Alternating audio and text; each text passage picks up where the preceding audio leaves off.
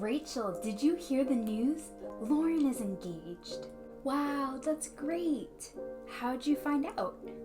I had dinner with her last week and she told me then. She showed me the ring too. It's huge. It must have cost Johnny an arm and a leg. Oh wow, that's crazy. I'm sure she loves it though. If something costs an arm and a leg, it's another way of saying it's really expensive.